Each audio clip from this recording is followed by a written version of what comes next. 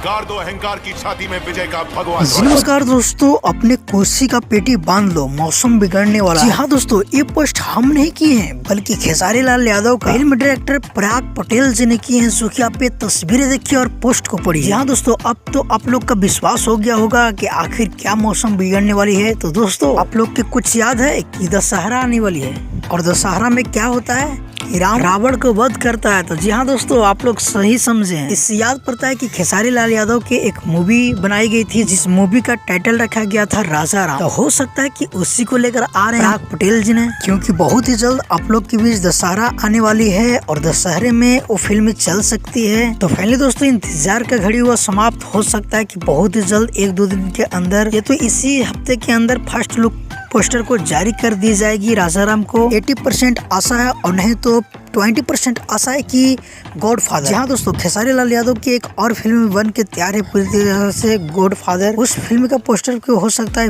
कि आउट किया जाएगा, और नहीं तो राजाराम के 2 गो में से 1 गो का फर्स्ट लुक बहुत ही जल्द आने वाली है, क्योंकि हिंट दे दिए हैं पराग पटेल जी ने। तो आप लोग किस फिल्म को लेकर ज्यादा एक्साइटेड है, हमें जरूर कमेंट करके बताइए। बाकी आगे मिलेगा और जानकारी, तो सबसे पहले मैं अपडेट देने की कोशिश करूंगा।